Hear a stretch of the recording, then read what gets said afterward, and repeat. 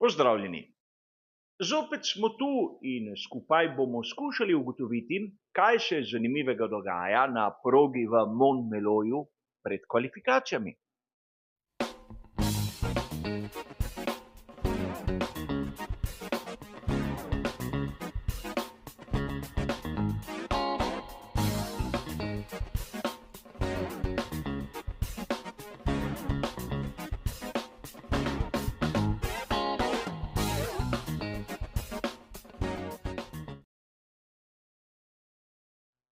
Tudi tokratni prispevek pred kvalifikacijami bo razdeljen na običajna dobro znana dela. V prvem se bomo ustavili pri tehničnih novostih ter zanimivostih. V drugem bomo skupaj skušali razumeti, kakšno je pravzaprav razmerje sil pred prihajajočimi kvalifikacijami.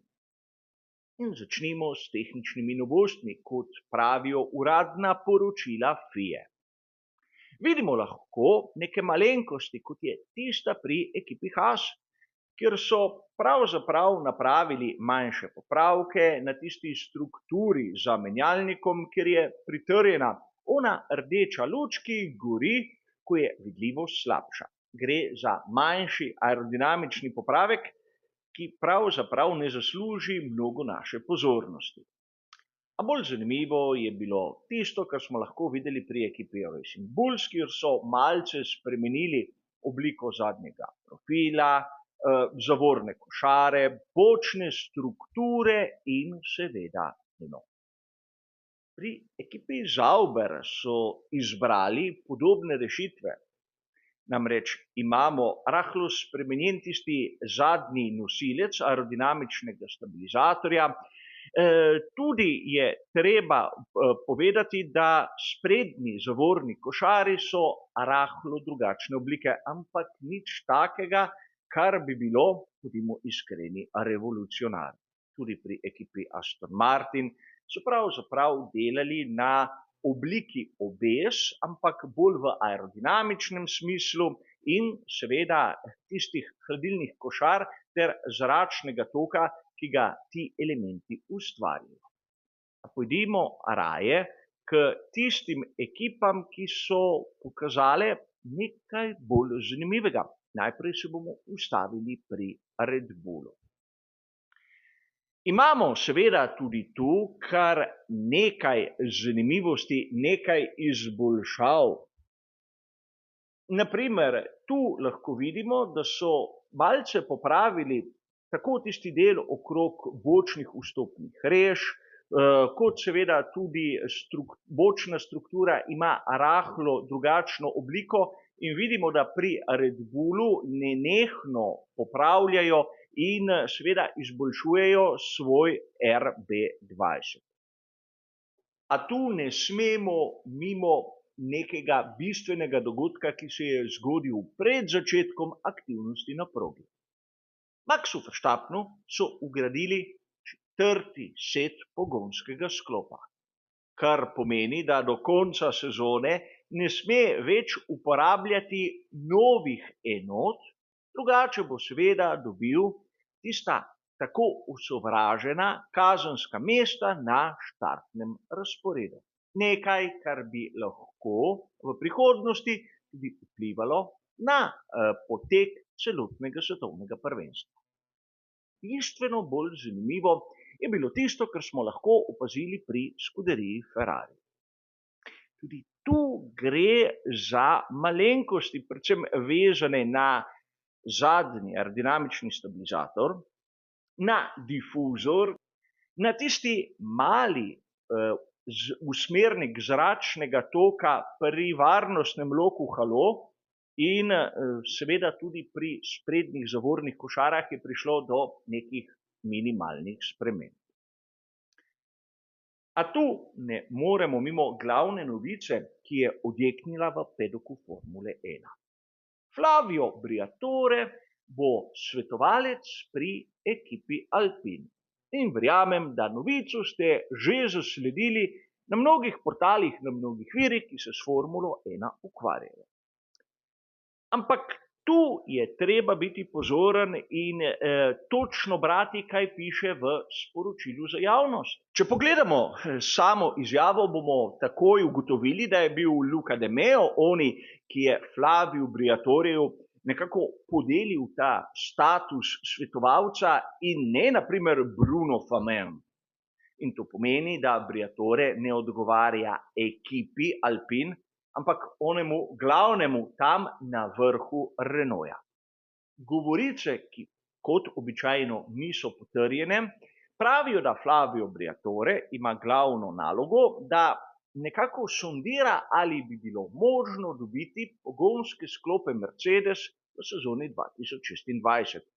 Ampak gre izključno za nepreverjene govorice. A treba je tu seveda se vrniti približno 15 let nazaj, da bomo zadnjič videli Flavija Briatorja v neki resni funkciji. Čeprav tudi ta današnja nima nobene neposredne zveze s samo ekipo Alpin, bo pa imel lahko Flavio besedo pri marsičem. Videli bomo, kako bo uspešen. A verjetno marsikdo je pričakoval še nekaj. Namreč po veliki nagradi Kanade je Toto Wolff napovedal, da na dirki v Španiji bo na Mercedesu dvojni V15 debitiralo novo dno. A videli smo po uradni dokumentaciji FIE, te novosti ni. Torej se je Toto Wolff lagal? Še zdaleč ne. Pri Mercedesu imajo novo dno, ki pa ni zavedeno v tistih uradnih dokumentih. Zakaj gre?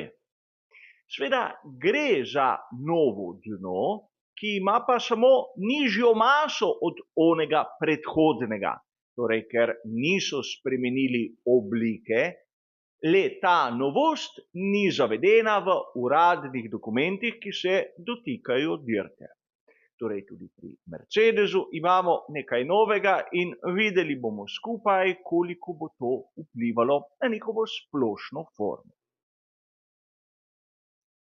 A verjetno mnoge izmed vas bolj zanima, kakšno bo razmerje moči na samih kvalifikacijah prihajajoče velike nagrade Španije. Zato si kar oglejmo vse tisto, kar so nam zanimivega pokazali prvi in predvsem drugi prosti trening. Kot smo že omenili v samem uvodu.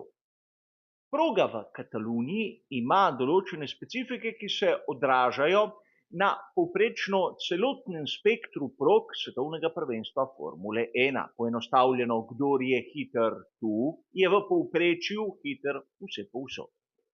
In proga v Barceloni nima rada agresivnih voznikov. In to smo lahko videli na prvem, kot tudi na drugem prostem treningu. A poglejmo, kaj se je najprej zgodilo na tisti prvi uri dogajanja, seveda v luči samih simulacij kvalifikacij. Lando Norris za malenkost pred Maxom Verstappenom. In verjetno bi lahko marsikdo dejal, da prvi prosti trening še ne daje nekih očitnih pokazateljev, kaj lahko pričakujemo, in tu se strinjam z vami. A videli smo na tretjem mestu, kako je bil Carlos Sainz mlajši, ki ima bistveno bolj nežen stil kot Charles Leclerc, ki je bil v ozadju. A treba je povedati, da na prvem prostem treningu je imel tiste novosti, ki smo jih videli v prvem delu tega prispevka, samo Sainz in ne tudi Leclerc. A videli smo, da oba Mercedesa sta tam blizu.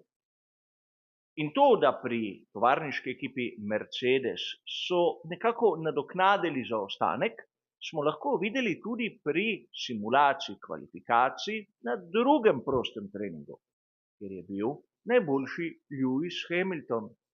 Ne smemo pozabiti na Sainza ter Norrisa. V bistvu trije vozniki, ki so svojim stilom vožnje bistveno bolj nežni kot naprimer Max Verstappen ali že prej omenjeni Charles Leclerc. Na drugem prostem treningu je imel tudi Charles Leclerc novosti, ki smo jih videli pri Sainzu, ampak to ni bistveno spremenilo vtisa, ki smo ga dobili tako na prvem kot na drugem treningu. In rad bi poudaril še nekaj. Res, gledali smo simulacijo kvalifikacij, ampak nismo vedeli, koliko goriva ima vsak posameznik v svojih rezervoarjih. Tako malce zaokroženo 10 kilogramov goriva več pomeni 0,3 sekunde. In tako bi lahko tudi nekako razumeli, zakaj Max Verstappen je bil nekoliko bolj zadaj glede na prvi prosti trening. Zanimivo je še nekaj drugega. Namreč Mercedes kot tak na samem začetku je bil bistveno boljši na pnevmatiki medium kot na pnevmatiki soft.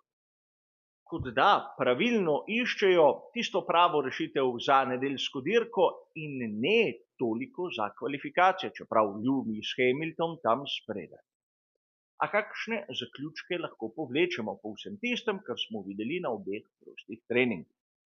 Sam Red Bulla še ne bi odpisal, kot bi ga verjetno marsikdo, ko je videl samo gole rezultate prvega in drugega prostega treninga. RB20 je še zmeraj vodilni bolid v konstruktorskem seštevku, ampak po drugi strani Perez je imel tehnične težave. Tako da tudi tu lahko pričakujemo njega nekoliko više, čeprav na predhodnih velikih nagradah nas je vse skupaj malce razočaral. Tudi Max Verstappen zna popraviti tudi isti vtis, ki smo ga videli predvsem na drugem prostem treningu, ampak menim, da nima več tiste, imenujmo jo, gromozanske prednosti, ki smo jo videli, naprimer v lanski sezoni in na začetku letošnje. Predvsem McLaren bi tu znal biti tisti prvi izzivalec Red Bulla, in tudi Carlos Sainz mlajši, seveda s svojim stilom, bi lahko imel tisto nekaj več, čeprav sam osebno po videnem na prostem treningu Ferrarija ne bi dal za prvega izzivalca Red Bulla, vsaj ne na kvalifikacijah, ampak lahko se motim. Mnogokrat, ko je šlo zares, je na primer Charles Leclerc iz rokava povlekel asa in vse skupaj izjemno prijetno presenetil. A konec koncev smo videli tudi, naprimer, Alpine, ki je kar naenkrat prišel tja na tista mesta, ki štejejo. Tu se moramo zopet vrniti na prvi del prispevka, ko smo govorili o Flaviju Briatoreju. Tako da malce izboljšajo tisti splošni vtis, so lahko pri francosko-britanski ekipi enostavno natočili manj goriva in tako dosegli navidezno boljši čas. Pravi pokazatelj bodo seveda kvalifikacije. In tu imamo kar nekaj odprtih vprašanj, ampak vseeno bodimo pozorni na tiste voznike, ki imajo bolj nežen in nesukovit način vožnje, kot so Sainz, Hamilton in Norris. Kar se tiče tega prispevka pred kvalifikacijami, pa seveda to vse. Hvala za vašo pozornost in nasvidenje.